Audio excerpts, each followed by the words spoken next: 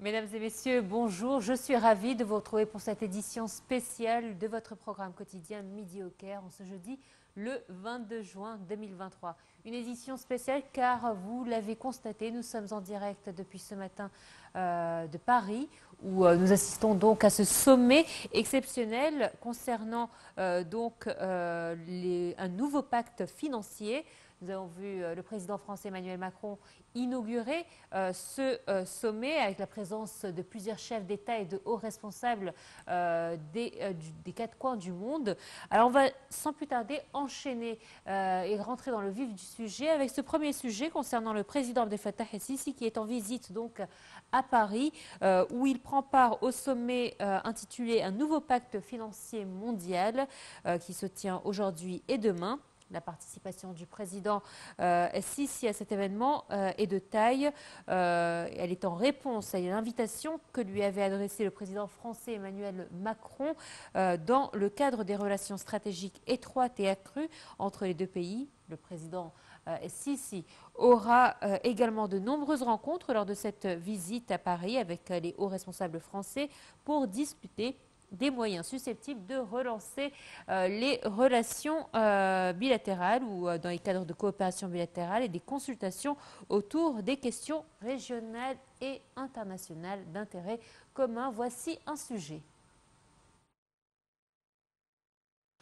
Un sommet pour un nouveau pacte financier mondial commence à Paris avec la participation de dizaines de chefs d'État et de gouvernement, avec en tête le président Abdel Fattah el-Sisi, des responsables des grandes organisations internationales, des représentants des institutions financières mondiales, du secteur privé et de la société civile. Ce sommet, convoqué par le président français Emmanuel Macron lors de la COP27 tenue à Sharm el-Cheikh en novembre dernier, vise à jeter les bases d'un nouveau système financier plus équitable et solidaire, afin de pouvoir relever les défis mondiaux conjoints avec, entre autres, la pauvreté, les changements climatiques et la protection de la biodiversité. Le sommet cherche également à renforcer la résilience des pays les plus fragiles face aux chocs économiques et aux retombées du changement climatique. Selon le porte-parole de la présidence Ahmed Fahmy, le président el-Sisi prononcera un discours lors de la séance principale du sommet qui a pour titre Une nouvelle voie des partenariats pour une croissance verte. Une séance qui sera dirigée par la ministre française des Affaires étrangères Catherine Colonna. Le président el-Sisi mettra l'accent sur les différentes questions qui intéressent les pays en développement et qui sont notamment relatives au renforcement des efforts internationaux visant à faciliter l'accès de ces pays aux flux financiers nécessaires à leur développement, d'autant que ces pays font face à de nombreux défis résultant des crises mondiales accrues. Le chef de l'État affirmera l'importance de l'appui efficace que devront apporter les pays avancés aux pays en développement dans leur démarche vers la mise en œuvre des objectifs de développement durable 2030, y compris le respect par les pays avancés à leurs engagements pris dans le cadre de l'accord de Paris sur le climat. Le président fera la lumière à cet égard aux exploits réalisés par l'Égypte à ce niveau, comme les démarches prises face au changement climatique et l'expansion de recours de l'Égypte aux énergies renouvelables, tout en passant en revue les résultats du sommet de la COP27 à Sharm el-Cheikh sous la présidence de l'Égypte. Le rôle de l'Égypte est efficace au niveau des économies émergentes d'une façon générale. Il contribue à renforcer les initiatives internationales visant à soutenir les pays en développement et faciliter leur accès à la liquidité nécessaire face aux répercussions économiques découlant des enjeux mondiaux successifs, notamment les changements climatiques, la pandémie du coronavirus et la crise russo-ukrainienne qui a débouché sur des crises au niveau de l'énergie et de l'alimentation.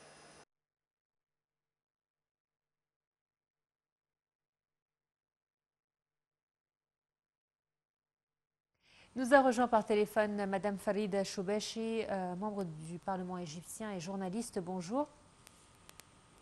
Bonjour, je vous entends à peine. Alors, si vous pouvez un peu hausser le ton, s'il vous plaît. Eh bien, votre demande a été entendue par notre régie et j'espère que ça va être réglé sous peu. Vous J'espère m'entendez? aussi. Alors, c'était quoi votre question? Alors justement, j'allais vous poser la question qui est alors un sommet important intitulé donc pour un nouveau pacte financier. Je voudrais parler avec vous de l'importance d'un tel sommet, sachant que nous sommes dans un monde aujourd'hui qui fait face à plusieurs défis, des défis climatiques, un défi de pauvreté qui est qui est de plus en plus important jour après jour, des promesses qui sont faites et qui ne sont pas tenues par les pays les plus riches. Justement, parlez-nous de l'importance d'un tel sommet actuellement. Justement, alors ce sommet-là, l'idée de tenir ce sommet a été lancée par l'Égypte en novembre dernier. Oui. Il faut dire que c'est nous, c'est-à-dire c'est l'Égypte qui a demandé la réunion d'un tel sommet et d'examiner ces deux sujets très importants, les conditions de chaque pays et surtout les conséquences un peu, pas un peu, mais très dures sur les pays pauvres et l'ignorance, comment dire, préméditée des pays qui lancent plein de carbone, de gaz, de tout ce qui peut nuire au climat mondial. Et en même temps, il y a aussi le fait qu'il faut aider les pays qui ont besoin et qui ont souffert des inégalités dans le monde entier, qui ont souffert de la stagnation, parce qu'ils n'ont pas les moyens de faire des usines, de faire travailler leur jeunesse. Tout ça, moi je trouve que le sommet de Paris est un sommet très important dans le calendrier du globe terrestre ces jours-ci. Et en effet, effectivement, on va profiter de ce sommet pour parler une nouvelle fois des relations entre l'Égypte et la France. Il faut dire que c'est le 8e déplacement du président Abdel Fattah el-Sisi en France en 7 ans, ce qui est quand même considérable et ce qui nous prouve également que les relations entre la France et l'Égypte sont au beau fixe. Vous avez tout à fait raison, c'est exactement ce que tout le monde trouve aujourd'hui, parce que l'Égypte n'est plus un pays renfermé sur lui-même, c'est un pays qui essaye de faire du bien à toute l'humanité, de faire profiter tous les pays en difficulté, de construire. Moi je dis tout le temps que notre président est un homme de construction, c'est-à-dire il cherche toujours comment faire un acte bénéfique aux autres pays et la réunion et l'entraide entre les pays du monde, c'est la seule solution qu'on puisse avoir pour sortir de la crise actuelle. Peut-être la plus difficile depuis des décennies. Est-ce qu'on peut dire que justement le président Abdel Fattah el-Sisi a réussi sa mission étrangère, le rapport que nous avons l'Égypte avec les pays étrangers? Tout à fait. D'ailleurs, même M. Mitterrand, le président français, a dit que l'Égypte joue un rôle très important, un rôle majeur, un rôle, comment dire, c'est-à-dire sans précédent même.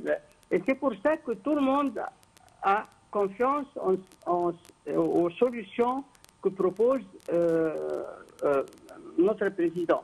Parce qu'il ne dit pas n'importe quoi, il étudie bien et il voit très bien, il sent le mal ou la souffrance des pays qui ont subi les conséquences peut-être très difficiles de l'injustice dans le monde entier, et que maintenant il est temps que tout le monde chacun prend sa responsabilité. Exactement. Et on essaye de créer un globe terrestre où il y a l'entraide et l'égalité. Madame Faïda Chobachi, merci à vous d'avoir été des nôtres ce matin. C'est toujours un plaisir de vous avoir avec nous sur Nile TV International. Je rappelle que vous êtes députée et journaliste. Merci à vous. Nous poursuivons notre émission avec cette visite du président Abdel Fattah el-Sisi dans la capitale française, où il a affirmé la volonté de l'Égypte de promouvoir la localisation de l'industrie et des technologies de pointe, donc dans les activités conjointes avec des grandes entreprises internationales, en tenant a créé des centres de formation pour des experts égyptiens afin de tirer parti de l'expérience étrangère dans le transfert des connaissances et la formation des cadres. Le chef de l'État a fait cette déclaration lors de sa rencontre avec le PDG du groupe français Alstom, Henri Poupart-Lafarge. Ils ont évoqué la coopération avec l'entreprise française dans le secteur des transports publics. Le chef de l'État a loué la coopération constructive avec l'entreprise française dans le cadre des relations bilatérales distinguées entre l'Égypte et la France. Le chef d'Alstom a pour sa part souhaité étendre les activités de l'entreprise en Égypte, notamment à la lumière des opportunités d'investissement prometteuses offertes par le secteur égyptien des transports publics et tirer le meilleur parti de grands projets mis en œuvre en Égypte.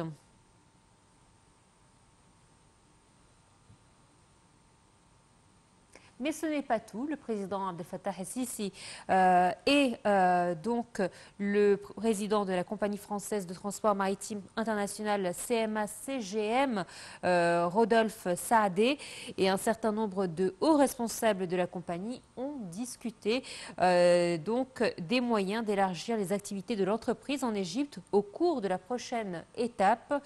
Au siège de sa résidence à Paris, le président el-Sisi a suivi la coopération établie avec l'entreprise française, notamment en ce qui concerne l'exploitation et la gestion de la station polyvalente Tahia Mesr, Vive l'Égypte, au grand port d'Alexandrie, inauguré, je vous le rappelle, la semaine dernière en présence du chef de l'État. Le président el-Sisi a affirmé que l'Égypte souhaitait que la coopération avec la société française représente une valeur ajoutée et un bond qualitatif dans le développement du grand port d'Alexandrie pour renforcer l'activité du port au niveau régional et mondial en appliquant les normes internationales d'exploitation portuaire et tirant parti de l'expérience étrangère afin d'améliorer le classement mondial des ports égyptiens en matière de logistique et du commerce. Le président de la compagnie française de transport maritime international CMA-CGM a pour sa part loué le climat des affaires en Égypte, qui connaît un développement positif et rapide, soulignant l'aspiration de l'entreprise à élargir la coopération avec l'Égypte dans la gestion d'autres ports.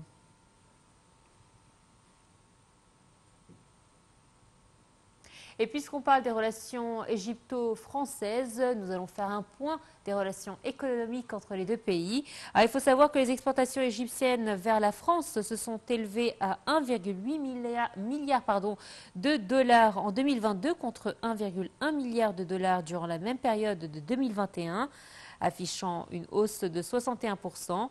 Selon l'Agence centrale pour la mobilisation publique et les statistiques CAPMAS, la valeur des importations égyptiennes en provenance de France a marqué 2,2 milliards de dollars américains en 2022 contre 1,8 milliard de dollars en 2021, soit une augmentation de 19,2%. La valeur des échanges commerciaux entre l'Égypte et la France a enregistré 3,9 milliards de dollars en 2022 contre 2,9 milliards de dollars, soit une augmentation de 35% par rapport à la même période de l'an dernier.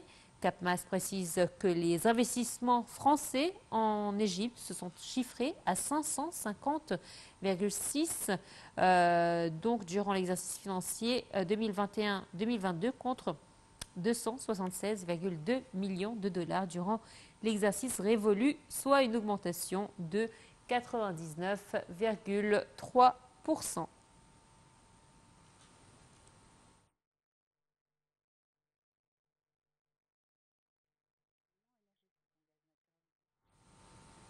Et loin de l'économie et de la politique, il faut savoir que aujourd'hui, c'est une journée spéciale car c'est la journée annuelle de l'archéologie française en Égypte, avec près d'une cinquantaine de missions qui travaillent sur les nombreux chantiers de fouilles et de restauration sur tout le territoire égyptien.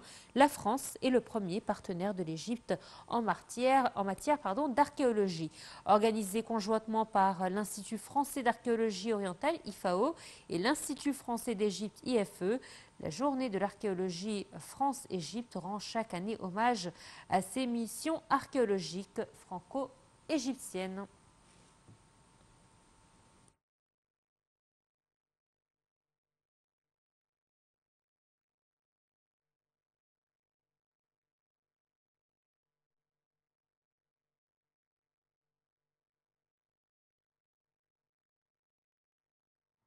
Et on va parler tourisme, on a parlé des fouilles, cette fois-ci du tourisme, avec Hadia Osman et Shri Bossela qui nous ont fait un point sur l'actualité touristique de cette semaine.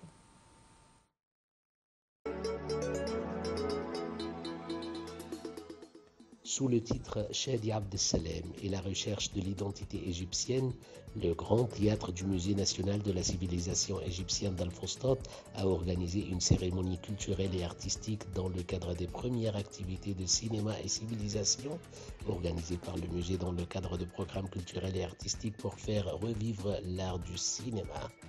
Cette célébration vise à faire revivre l'art du cinéma, qui est l'un des arts égyptiens les plus importants de l'histoire. Il traite la civilisation égyptienne et ses trésors archéologiques dans de nombreuses œuvres cinématographiques, dont le plus important d'entre eux est le film La Momie, dont l'histoire tourne autour des momies royales égyptiennes qui se trouvent en grande partie dans le musée. Ce film est l'un des chefs-d'œuvre du regretté réalisateur Shadi Abdessalem. La civilisation égyptienne antique a duré de nombreuses années et est restée une source d'inspiration pour les cinéastes en Égypte et dans le monde, ce qui l'a rendu plus répandu. Partout où le cinéma représente un pont entre les peuples, le cinéma est l'un des outils de connaissance les plus importants et est un moyen culturel efficace qui vise à améliorer la société et joue également un rôle de premier plan dans la formation de ses valeurs, de ses coutumes et de ses arts. Le Musée national de la civilisation égyptienne est l'endroit le plus approprié au monde pour célébrer le réalisateur Shadi Abdessalem, qui possède un héritage cinématographique très élevé et une appréciation internationale, que ce soit en tant que réalisateur ou en tant que scénographe et costumier dans un certain nombre de films historiques égyptiens et internationaux. Le film La Momie a été produit en 1969 et réalisé par le grand réalisateur Shadi Abdessalem. Ce dernier a surveillé de manière honnête et réaliste la question du vol d'antiquités égyptiennes et de la sauvegarde des momies. Le film a remporté de nombreux prix internationaux, d'autant plus qu'il était et est toujours l'une des œuvres cinématographiques les plus importantes d'Égypte et du monde. Il a soulevé les questions importantes affectant la civilisation égyptienne antique, où le monde entier s'arrête devant sa grandeur et la science ainsi que les connaissances qu'elle a laissées derrière elle.